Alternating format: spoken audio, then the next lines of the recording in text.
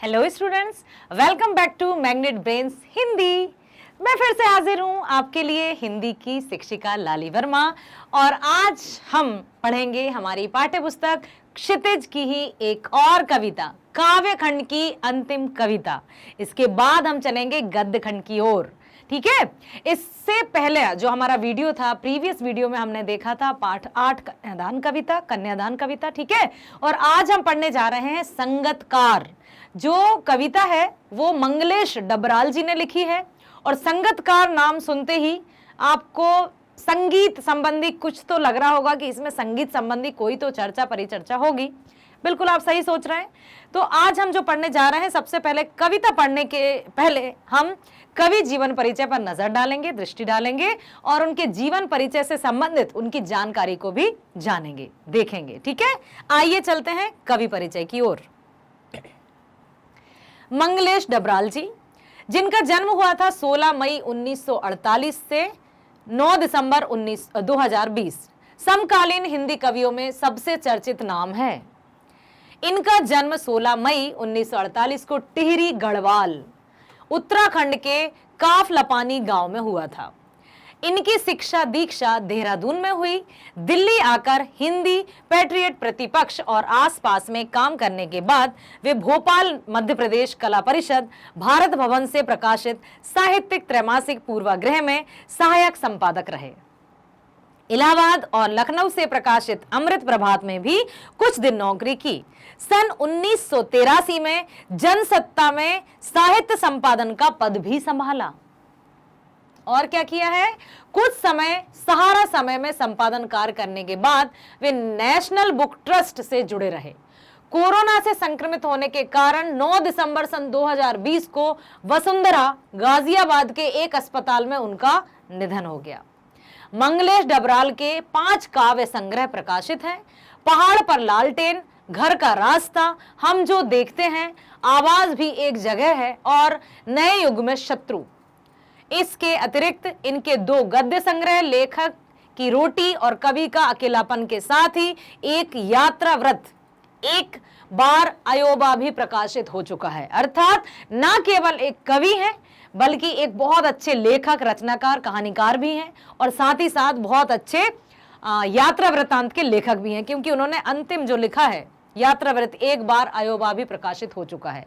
ठीक है, तो इतने मल्टी टैलेंटेड, क्योंकि आज हम ये भी तो देखिए ना बेटा कि एनसीईआरटी के पाठ्यक्रम में जो कविताएं शामिल हुई हैं, जो पाठ शामिल हुए हैं, वो बहुत एक्सपर्ट्स जो चयन करते हैं ना, उनके बाद ही पाठ्यक्रम में कविताएं शामिल की जाती हैं। तो ऐसे ही कवि थे मंगलेश डबराल जी।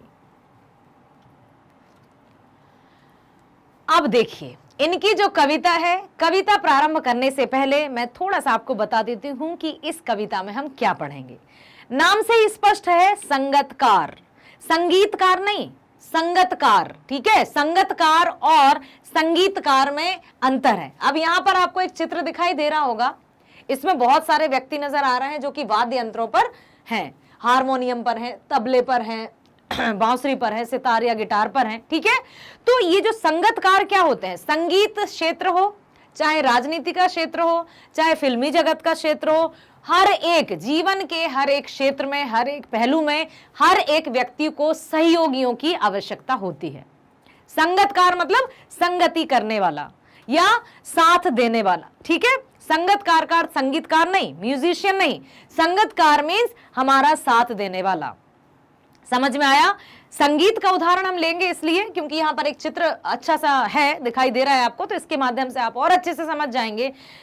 कोई भी फिल्म देखते होंगे आप, मूवीज देखते होंगे, सीरियल देखते होंगे, या आप अभी यही देख रहे हैं आप मैग्नेट ब्रेन्स पर जो चैनल, जो हिंदी टीचर आपको पढ़ा रही हैं, तो उसमें सिर्फ और सिर्फ इसका ही योगदान नहीं है। इसके पीछे बहुत से ऐसे मतलब बिल्कुल अनिवार्य रूप से सहयोग देने वाले हैं जिनकी सहायता के बिना हम कुछ नहीं कर सकते थे। बिल्कुल इसी के जैसा ही संगीत का क्षेत्र भी है कि मान लीजिए किसी मंच पर बहुत बड़े एक सिंगर हैं जो गीत गा रहे हैं, तो हमें उस सिंगर का नाम पता है, अरे आज तो ये गाने वाले हैं, आज तो इनकी शाम होने वाली है, आज ये इनकी आवाज सुनेंगे, चाहे वो किशोर दा हो या शान हो या सोनू निगम जी हो, कोई भी हो। ठीक है। तो इस तरह से हम उनकी वाहवाही तो करते हैं, लेकिन उनके सहयोगी जो पीछे से पर्दे के पीछे रहकर सहयोग करते हैं उनको अक्सर हम भूल जाते हैं। चाहे वो युद्ध क्षेत्र की बात हो, चाहे वो राजनीति की बात हो। जैसे इतिहास में आपने पढ़ा होगा, नाम आते हैं, अकबर के आते हैं, औरंगजेब के आते हैं, टीपू सुल्तान के आते हैं, झांसी की रानी, बहुत सारे ऐसे नाम हैं जो स्वतंत्रता सेनानी थे और जिन्होंने अपने अपने राज्य को बचाया। परंतु नाम किसका आता है? सिर्फ एक का, लीडर का, जो आगे आकर कुछ काम करता है। लेकिन पीछे जो सहयोगी हैं वे बेनाम गुमनाम हो जाते हैं। तो हमें ऐसे व्यक्तियों के प्रति भी कृतज्ञ होना चाहिए। कृतज्ञ शब्द सुना है? कृतज्ञ। ओके, देखिए आपने ये शब्द सुना होगा, इसका मैं अर्थ बता देती हूं बेटा। दो शब्द होते हैं, कृतज्ञ, ठीक है, और दूसरा होता है कृतघ्न, आधा घ और ना, ठीक है। एक है शब्द कृतज्ञ, दूसरा है कृतघ्न, ये दोनों ऑपोजिट हैं। कृतज्ञ मीन्स उपकार मानने वाला। यदि हम पर कोई अच्छा हमारी भलाई कर दे या सहायता कर दे तो हमें उसके प्रति कृतज्ञता दिखानी चाहिए, उसका उपकार मानना चाहिए, हृदय से उसका धन्यवाद देना चाहिए, तो वो कृतज्ञता होती है। लेकिन कुछ लोग ऐसे भी होते हैं, किया तो किया, कौन सा बड़ा काम कर दिया, ऐसे भी होते हैं, तो वो होती है कृतज्ञता। अर्थात कुछ व्यक्ति कृतज्ञ भी होते हैं जिन पर कितना भी हम भला कर दें उनका, लेकिन वो हमारा उपकार नहीं मानते हैं। तो इन शब्दों में आप अंतर जरूर समझिएगा। कृतज्ञ अर्थात उपकार मानने वाला, कृतघ्न मीन्स उपकार ना मानने वाला, ठीक है। तो यहां पर ये जो है कि कोई भी मुख्य गायक जब आता है तो मुख्य गायक की वाहवाही होती है, तालियां बजाई जाती हैं, लेकिन जो पीछे जो सहयोगी हैं उनको कोई जानता तक नहीं है, उनको कोई समझता तक नहीं है। अर्थात क्या कहना चाहते हैं हम आपसे? कवि क्या कहना चाहते हैं? कवि यही कहना चाहते हैं कि जीवन में अकेला चना, आपने सुना है ना, अकेला चना भार नहीं फोड़ सकता। कितना भी पानी में मतलब जब एक मिट्टी के बर्तन में या मिट्टी के मटके में चने में पानी, बहुत सारे चने हैं, उसमें पानी भर के डाल दो तो वो मटका फूट जाएगा, क्योंकि चने का आकार बड़ा हो जाता है। लेकिन एक चने को आप 1 दिन नहीं, 10 दिन नहीं, 20 दिन नहीं, 1 महीना, साल भर रखे रहना, वो भाड़ अर्थात उस मटके को फोड़ नहीं पाएगा। एक में उतनी शक्ति नहीं होती है, ठीक है। तो यहां पर बात यह है कि सहयोगी जो रहते हैं उनका आभार हमेशा हमें प्रकट करना चाहिए, उनको थैंक्स देना कभी नहीं भूलना चाहिए, क्योंकि उनके सहयोग के बिना हम कुछ नहीं कर सकते। यदि हम अपनी ही बात करें, ठीक है, कि मनुष्य हैं, सुबह उठे हम, सबसे पहला काम होता है हमारा अपने आप की क्लीनिंग करना। तो वो जो पेस्ट है या जो कंघी है या जो आईना है वो क्या हमने बनाया? नहीं ना। फिर हम सोते हैं, जिस बेड पर, जिस बिस्तर पर हम सोते हैं, हमने बनाया? नहीं ना। दिन में जो दिन से रात तक का जो जीवन चक्र हमारा चलता है, पूरा लाइफ हमारी चलती रहती है, हर समय हम दूसरों पर निर्भर रहते हैं। तो फिर हम ये कैसे भूल जाते हैं कि मुझे किसी की जरूरत नहीं है? बहुत लोग कहते हैं ना, आई डोंट केयर, मुझे कुछ नहीं चाहिए, मुझे किसी की जरूरत नहीं, मैं अकेला रह लूंगा। असंभव। यदि अकेला रहना होता ना तो जंगल में जाकर सन्यासी बन गए होते, है ना, और बस राम राम जपना और सब कुछ छोड़कर वहां चले गए होते। समझे आप? तो यहां पर बस यही बताया है कि किस तरह से हम एक दूसरे पर आश्रित रहते हैं। एक दूसरे पर आश्रित रहने को क्या कहा जाता है? अन्योन्याश्रित, अर्थात अंग्रेजी का इंटरडिपेंडेंट। हम एक दूसरे पर आश्रित हैं, हमें एक दूसरे की आवश्यकता होती है और ये हमें मानना होगा। क्यों? क्योंकि हम सामाजिक प्राणी हैं, है ना। मनुष्य है तो समाज है, समाज है तो मनुष्य है, एक दूसरे पर निर्भर है। हम ये नहीं कह सकते कि हमें किसी की आवश्यकता नहीं है।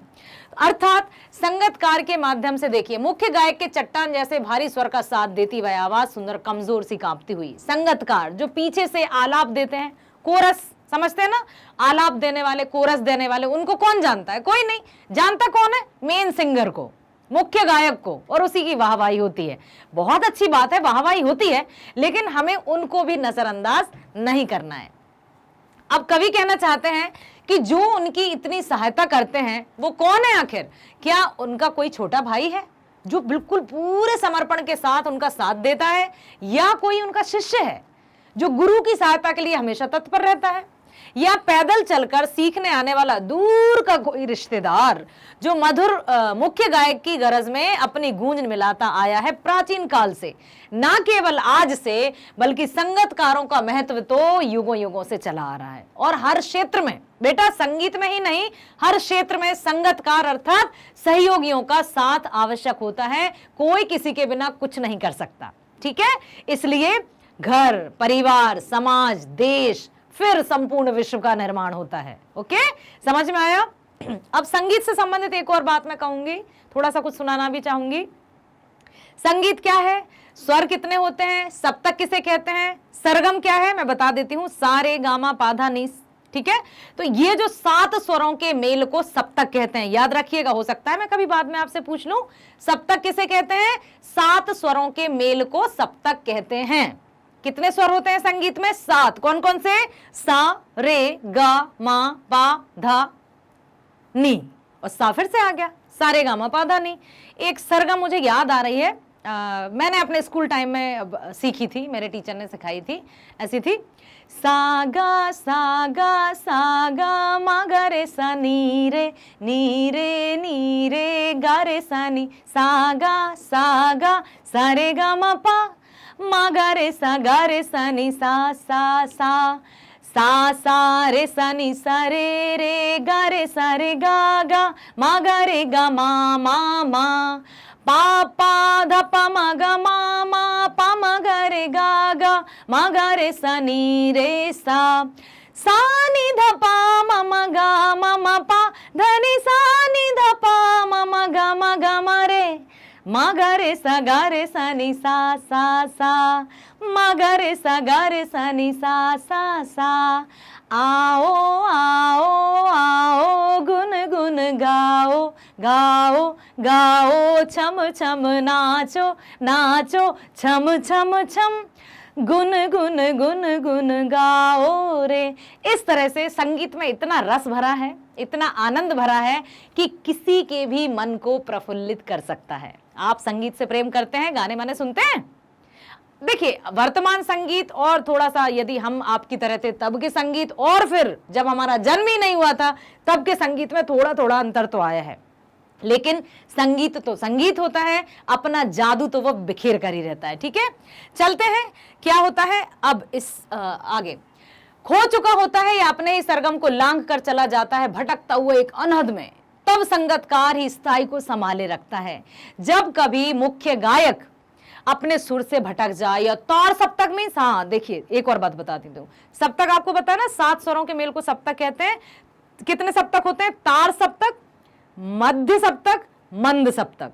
तो तार सप्तक मींस हाई पिच, जिसको कहते हैं ना हाई पिच में गाना, एकदम हाई पिच में कभी कभी मुख्य गायक का गला सूख जाता है, उस समय संगतकार ही है जो अपने सुर को मिला देता है और दर्शक अर्थात ऑडियंस को, हम लोगों को पता ही नहीं चलता है कि आखिर गा कौन रहा है। हमें लगता है कि मुख्य गायक ही गा रहा है, जबकि वो सहयोगी, वो संगतकार उसको सुर में सुर मिलाकर अपनी आवाज दे देता है। देखिए लिखा है ना, खो चुका या अपने ही सरगम को लांघ कर चला जाता है भटकता हुआ एक अनहद में, तब तार सप्तक की बात हो रही है यहाँ पर, तब संगतकार ही स्थाई को संभाले रखता है।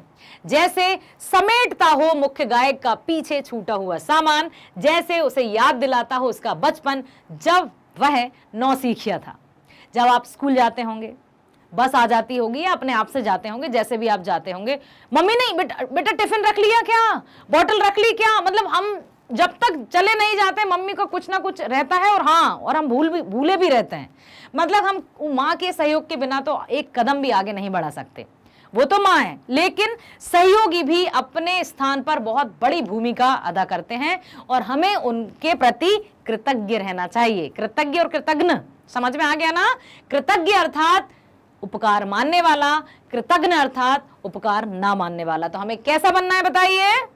यस, एक सुर में आपकी आवाज आई, कृतज्ञ बनना है, हमें उपकार मानने वाला बनना है, सबके प्रति हमें नतमस्तक रहना है। जो जो हमारे सहयोगी हैं सबको थैंक यू तो कहना ही होना, थैंक यू तो कह ही सकते हैं ना बेटा, दिल से। ओके, अब देखिए कवि क्या कहते हैं। कवि कहते हैं कि मुख्य गायक के साथ संगत करने वाले यानी गाने वाले, बजाने वाले बहुत सारे लोग होते हैं, उन्हें संगतकार कहते हैं। मुख्य या प्रधान गायक के गंभीर स्वर के साथ अपनी कमजोर अपने आप को वो कमजोर, उनकी आवाज को कमजोर क्यों कहा है? क्योंकि उनकी आवाज धीमी होती है, स्लो होती है, जबकि मुख्य गायक की आवाज माइक की सहायता से या जैसे कैसे भी अच्छी एकदम क्रिस्टल क्लियर होती है। तो यहां पर किंतु मधुर आवाज से जब कोई गाता है तब अधिकांश स्थलों पर वह गायक का छोटा भाई, चेला, शिष्य या कोई रिश्तेदार होता है। कवि ने यही पूछा है, लेकिन वो तो कोई नहीं होता है, ना कोई छोटा भाई है, ना कोई चेला है, ना कोई रिश्तेदार है, वो तो उसका सहयोगी है, वो तो उसका संगतकार है। कवि कहते हैं कि पुराने जमाने से ही ऐसी परंपरा चलती आ रही है जब मुख्य गायक गीत गाते हुए सुरों की मोहक दुनिया में खो जाते हैं, तान में खो जाते हैं, ओके, भाव विभोर हो जाता है अथवा अंतरे की सुर तान की बारीकियों में उलझता चला जाता है और उसी में रम जाता है, तब संगतकार की स्थाई या टेक को बार बार गाकर समा बांधे रखता है। कौन? ये संगतकार, उसका सहयोगी। और दर्शकों को, ऑडियंस को ये पता नहीं चलता कि किसके सहयोग से इतनी महफिल जम गई है, इतने अच्छे से परफॉर्म किया है मुख्य गायक ने। ठीक है,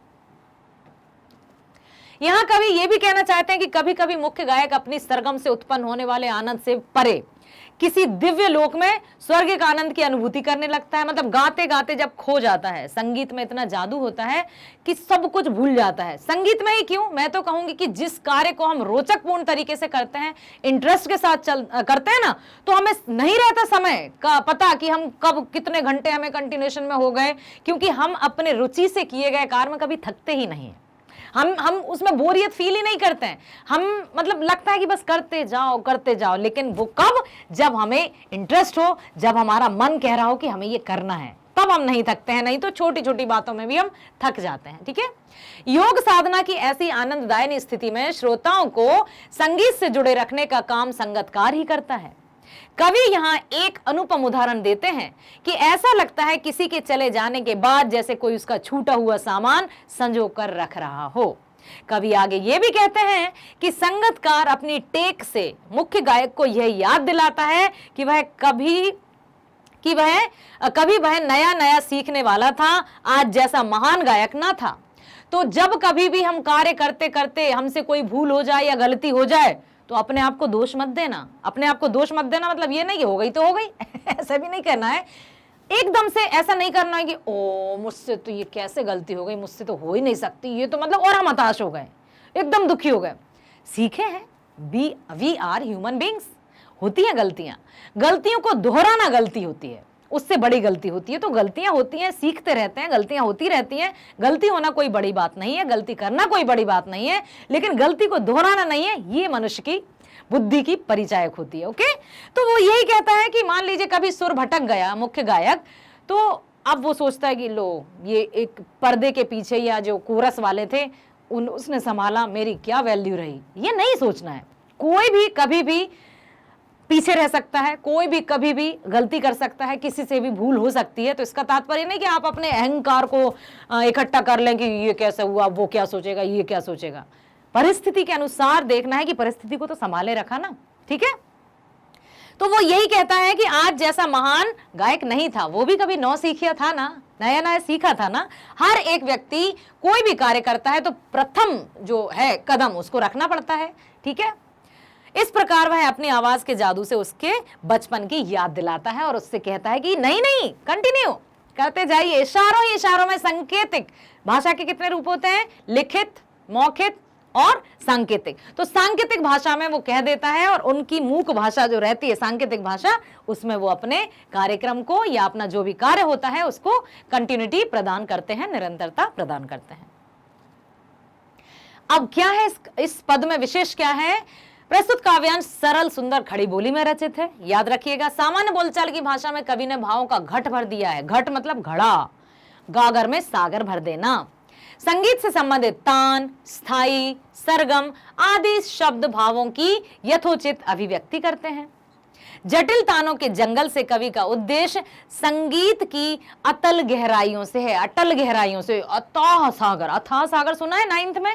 फिर 9th का चैप्टर याद आया मुझे, सांवले सपनों की याद, जिसमें सालिम अली थे और लेखक थे जाबिर हुसैन।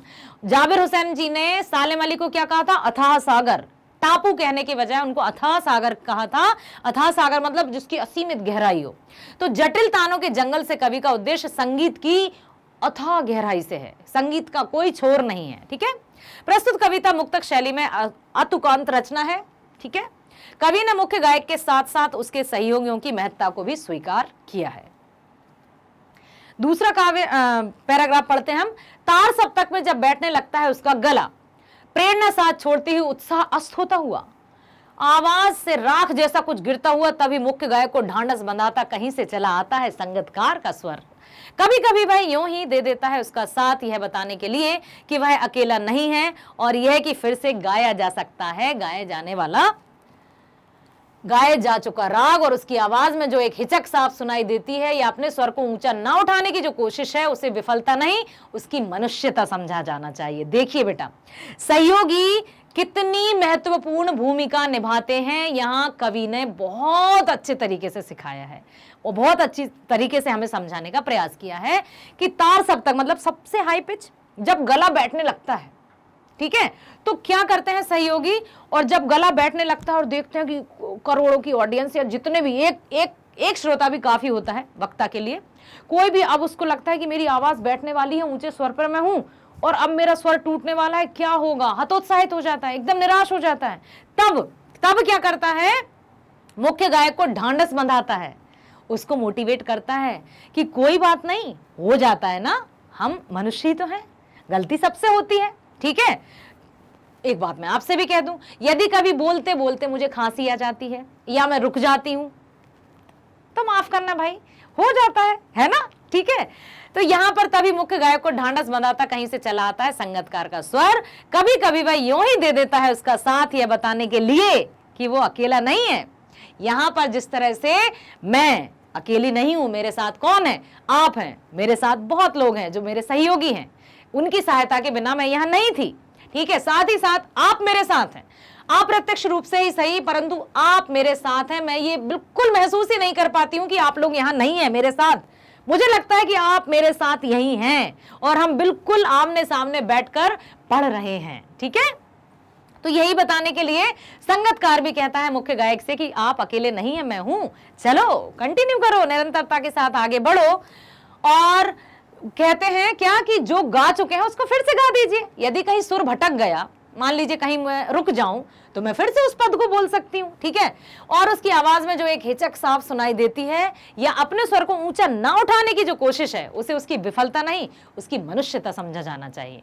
यहां पर संगीतकार की बहुत अच्छी बात कवि ने कही है कि वो अपने आप को, अपने स्वर को नीचे रखता है, अपने आप को विनम्र रखता है। तो क्या वो उसकी कायरता है, क्या वो उसकी एकदम ये लिखा है विफलता है? नहीं, वो उसकी मनुष्यता है, वो उसकी मानवता है कि वो अपने आप को पीछे रखकर मुख्य गायक या मुख्य जो किरदार है उसको आगे ला रहा है। ये उसकी मनुष्यता है, उसकी बहुत अच्छी यहाँ की जो भावनाएं रहती है ना मनुष्य में कि हमें अपने से आगे इनको करना है, ये बहुत कम लोगों में होती है और संगीतकार इसका बहुत बड़ा उदाहरण है। ठीक है बेटा, समझ में आया ना?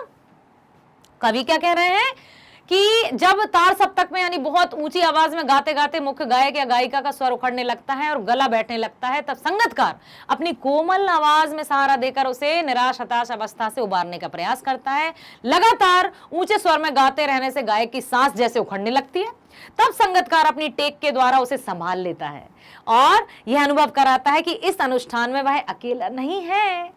कवि गायक की आवाज से राख जैसा कुछ गिरता हुआ कहकर यह स्पष्ट करना चाहते हैं कि जब उसका स्वर बुझने सा लगता है तो पहले वाला उत्साह शेष नहीं रह जाता।